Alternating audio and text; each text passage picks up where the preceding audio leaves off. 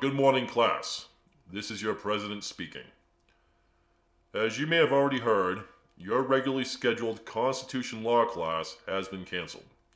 Professor Henderson will not be returning to our university due to his highly offensive assumption that the First Amendment should apply to all citizens, as well as all manners of speech, because, and I quote, all great revolutions and reform were born from unpopular and unpleasant opinions. We can see how this could be upsetting to some. Anyways, with us here today, acting as substitute on very short notice, is Professor McNickers. He will be, should I refer to you as he? Well, yeah. Okay. He will conduct a story reading for you today, and for every other scheduled meeting until we figure out this whole faculty shortage. Professor, how are you feeling today? Are you comfortable? Yeah, that's kind of weird. Yeah, I'm fine. I'm just a little concerned with my own credentials here as a teacher. I mean, my target audience is usually between 5 and 7 years of age, so I'm not sure how to entertain students who are old enough to enlist in combat and porno. Trust me, with all the safety measures demanded by our student body as of late, your teaching style is exactly what we're looking for at this moment.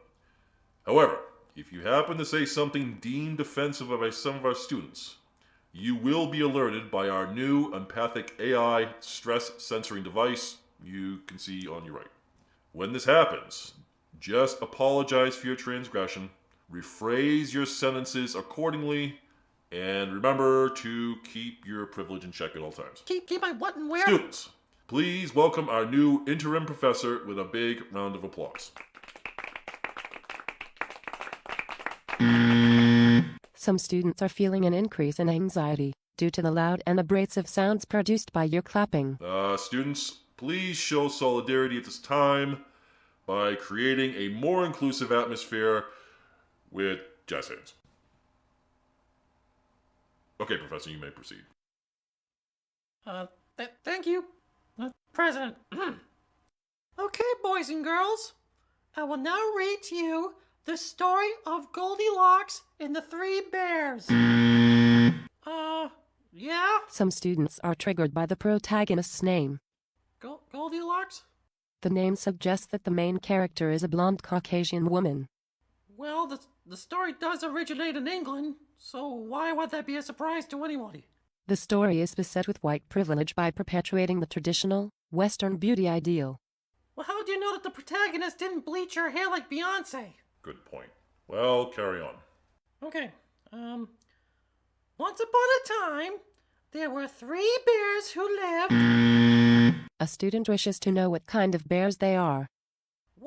What kind? Black bears? Your labeling of the bears as black is triggering for some students. Please refer to the bears as Ursidae of color. Colored what? Referring to persons of color as colored persons is considered offensive by all who do not identify as white Caucasian. So that preposition makes all the difference, does it? Professor, please refrain from snide or sarcastic remarks. They've been deemed microaggressive by the student union. Microaggressive? Microaggressions are subtle exchanges of bigotry against a marginalized group, which happen below the level of awareness of well-intended members of the dominant culture. Okay. So how does one accidentally become a persecutor? Whoops! I meant to pour some milk into my morning bowl of cornflakes, but somehow I mistakenly disenfranchised a voiceless minority in the process. Professor! Look, I just find it odd that everyone here is so hypersensitive about offending persons of color, even though this classroom is whiter than Miracle Whip. The members of our university's Black Student Alliance, named Kill Cracker, demanded a racially segregated safe space from the white student body, and so the administration capitulated to their demands by providing them with a titanium-reinforced, subterranean bunker on January 15th. Couldn't you have picked a better way to commemorate King's legacy? Their reasoning for this safe space was due to Caucasian people's low melanin levels, which they assert is the root cause for their naturally racist and sociopathic behavior. Do you realize that sounds eerily similar to the Klan's assertion that blacks are naturally predisposed to thievery and raping white women? Marginalized groups cannot be racist due to their lack of institutional power. And yet these Kill Cracker students ironically have the entire administration in a panic and bending over backwards. So how does that work? Professor, please start over and identify the non-human characters by their proper terminology. All right, fine. Okay, once upon a time, there were three, First die. of color who lived in a house in the forest. Some students are triggered by your white male insensitivity What? But I'm a puppet! towards those marginalized by classism and gentrification. Many are neither homeowners, nor can they afford to live outside of inner cities. But the story's about woodland creatures! Some students are triggered by your insensitivity towards other kin. Are the what? Other kin are people who identify as non-human.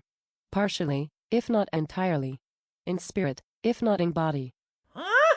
This is explained by some members of the other kin community, as possible through reincarnation, or by possessing a non-human soul. Holy sheep shit! My regular kindergarten students aren't just divorced from reality. It is unfair to limit one's self-determination according to their genetics. Oh, but straight-white men are oppressive shitlords, is that correct? Professor, skip to the next sentence, please. All right!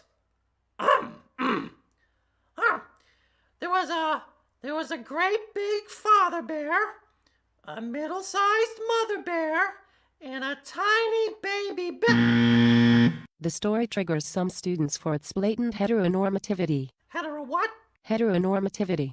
It's the phenomenon where heterosexuality is taken as normal within a society. But it is the norm! The story fails to properly represent same-sex or polyamorous families. But the story can only represent one family structure because there's literally only one family in it! Why would it surprise you then that the family structure chosen is one that represents over 95% of all family units? Societal expectations, demands, and constraints are what perpetuate the gender binary and the nuclear family model. You know, there is a simple biological explanation as to why straight couples are raising the most kids. Some students are triggered by your assumption that gender is genetically determined, and not merely a social construct. Are you telling me that coitus is a social construct? Professor, please do not mention rape among certain students without a prior trigger warning. Who said I mentioned rape? I was talking about good old-fashioned bunking!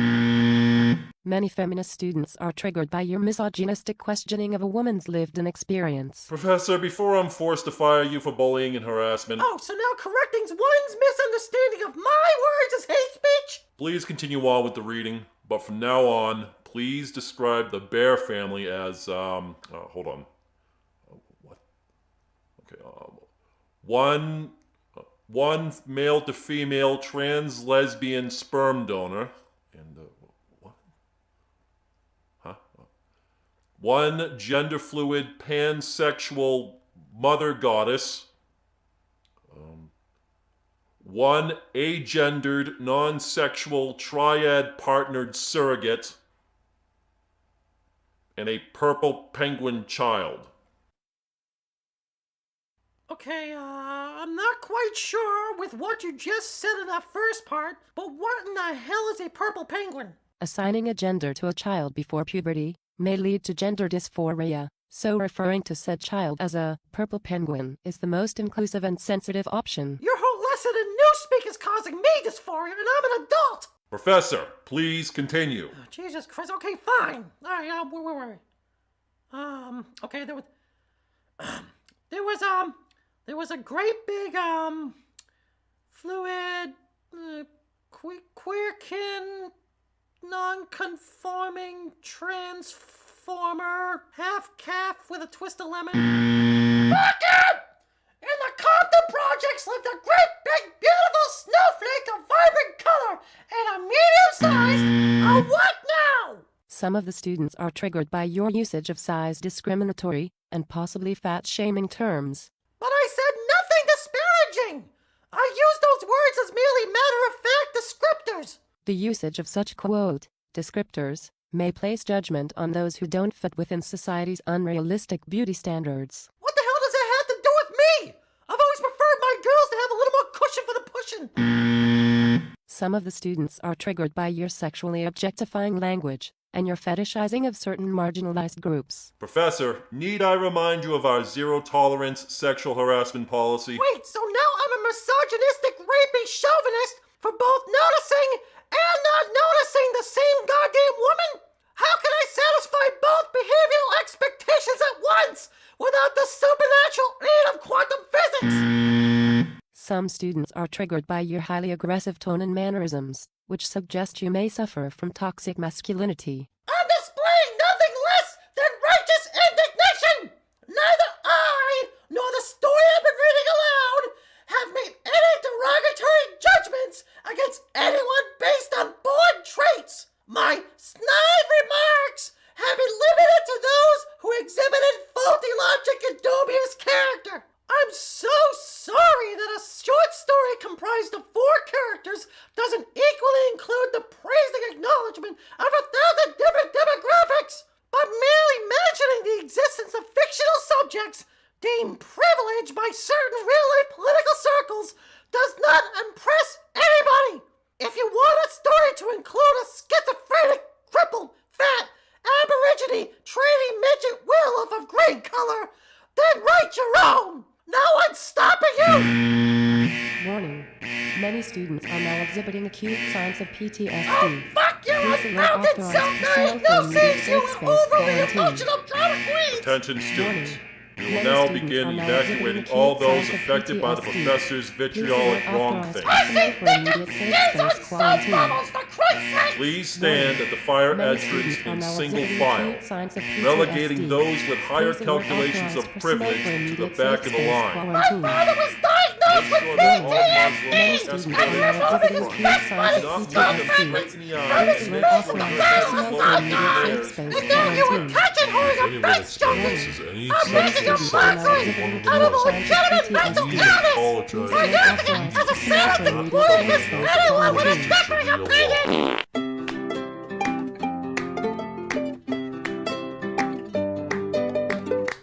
I can do anything. I can reach any goal today. I can do what I want. I can be what I want to be.